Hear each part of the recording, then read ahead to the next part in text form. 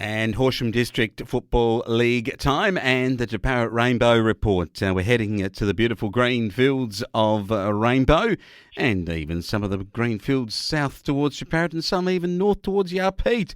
We've got Big Peter Weir on the go. And how are you there, Peter?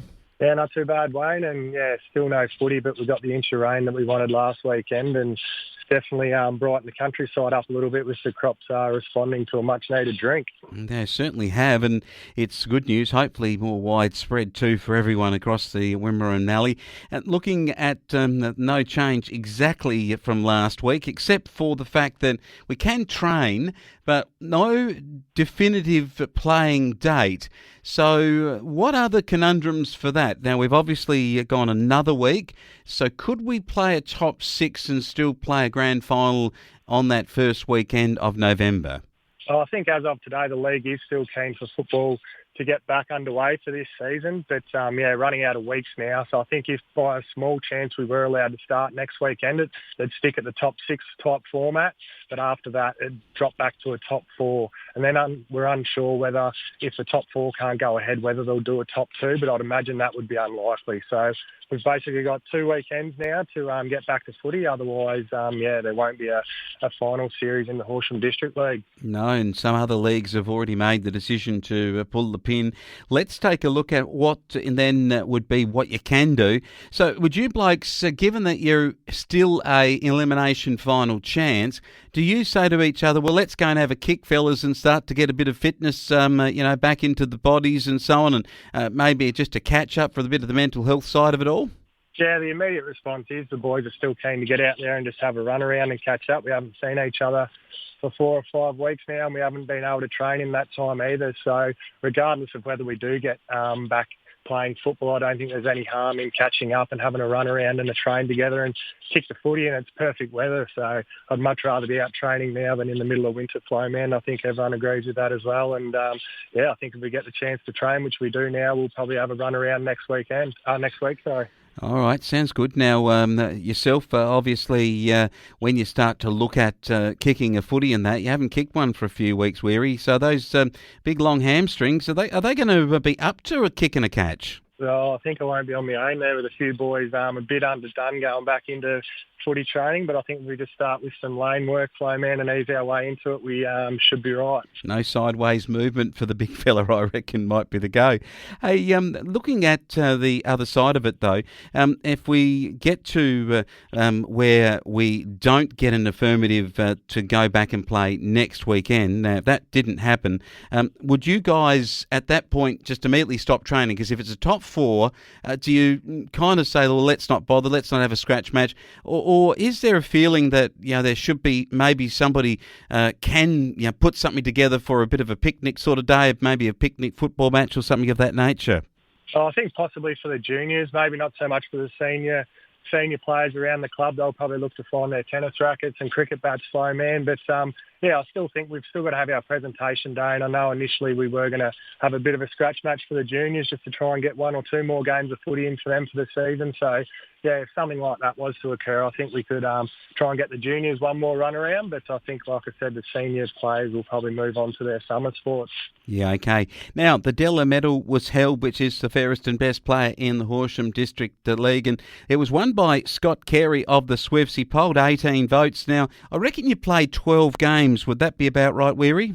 Yeah, that's right. And, Scott's been a great player. He's sort of bloke you'd want in your team and in your club. He plays 4 quarters of footy every week, right from the first bounce to the last bounce, and that's a big reason why he never on top of still right until the final siren. He sets a great example for those boys, and he's just a real good bloke around the league, and I can see why he gets the votes and a much-deserved second Della medal for him. Okay, Michael and Simon Close. Simon 17, Michael 16. Is there any place here where the two fellas say to each other we were robbed because the umpires got one of us wrong? Well, to add to that, there's a third one. Anthony Close had also polled 10 votes. So the Close boys are obviously having a big impact down at Harrow, and they are 3 tall, intimidating players. And I think, Simon's got that real X factor about him. And Michael's obviously spent time at Brisbane, and I reckon if he was in there finals team last weekend. He couldn't have done much worse than Joe Danaher. He's a great player, and Anthony's a ruckman who just tries hard all day, and I'm pretty sure he's been best on in grand finals. So all three of those boys are influential players. Oh, great stuff from the Close family. What about from the Japan Rainbow Storm? Shane Maslin, 12 votes. He didn't play all the games either. Would that be right? No, he didn't, and he's a great player, and they're sort of been forgotten about a little bit, the Adelaide boys. It is hard on them because you think, they're from interstate, so it doesn't mean quite as much to them as the local boys, but someone like Shane's been travelling over to play for us for 5 or 6 seasons now, and he probably puts in as much effort as anyone, so it was great to see him rewarded with a lot of umpire votes. Not that that's something that he'd strive for, but he's been a great player, and the umpires obviously recognise that as well. And Bradley Hunter at 9 votes, and great season from him. Very influential around your club. Yeah, Hunter's the same. He's from Adelaide, so he's missed a few games. But, they've been great pickups for us now for quite a long time. And I think if we do get a season underway next year, the boys are keen to come back again in positive news for the club. And Big Peter Weir polled 8 votes. Did you feel you were robbed at any point, Weary? Not really, but I think Jay Kerwood kicked 10 maybe one game and Benny Warren 11 and didn't get the single vote. So I think those boys could, I think they were a little bit hard done by in those 2 games. Yeah, I reckon so. Hey, Weary, A-grade netball, this was great from Penny Fisher. She polled 11 votes. She was 9 behind the leader, but that's a terrific effort for your girls who were finals bound before and, still could be in this competition. Yeah, great by Penny. She was a bit slow starting the season, but I think she was carrying an injury early in the year. But, once she started to poll votes, I think there was 3 or 4 matches in a row there where she got the top vote. So she did a great job, as did Brianna Eastick, who, played a good season in the goals with some good support there this year from Georgia Batson.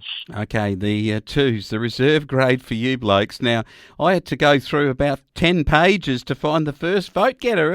It was tough going, Weary. Yeah, sad and sorry season for the 2s boys, and that sums it up pretty well. But, Matty Thomas had obviously one good game with 3 votes, but, they're hard to find the vote getters after him. No, it was. The Bees netball had a couple of good girls in there from Japan Rainbow Storm, right down to Bronte Eckerman, who was, I think, 7 vote getters. But it was good to see in the junior netball. I noticed that you guys had some good pollers, particularly in the 15 and under. Yeah, it was a great effort from those 2 girls, and they would have been leading the girls onto the court for a first final, but unfortunately it doesn't look like they're going to get that chance. But great individual seasons with 15 and 17 votes apiece, and that'll make for interesting for the club best and first. I'd imagine those 2 girls will be right up the top and be interesting which way it goes. 17 and under football, you had to get right down to Cody Effort and also Louis Cox, both on 4 votes. Good from those 2 lads.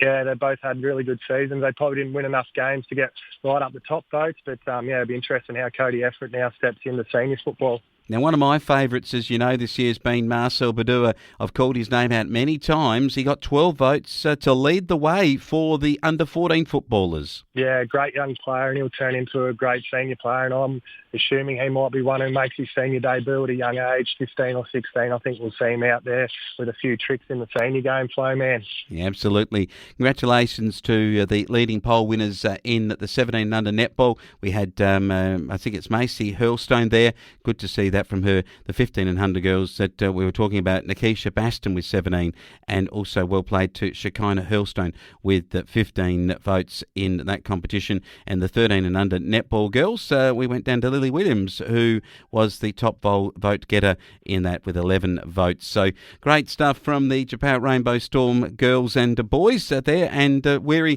hoping for those still finals bound that you can get a run around maybe early next week and get a definitive answer about playing next weekend. Yeah, hopefully this isn't the last time I speak to you, Flo, man, but I reckon we're running out of weeks. But next weekend, if we're back out on the park, I think everyone will enjoy that, and after that we might have to move on. Might be back talking about what's happening on the farm, or even a bit of tennis. Are you picking up the racket, or are you going to hit the willow around the park? I think I might have a break, Flo, man, but maybe a little bit of social tennis. Social, very social, I'd say. Great stuff. Big Peter Weir talking Horsham District Football League and the Japan Rainbow Storm report. We'll look forward to talking more next time. No worries, mate. Thank you.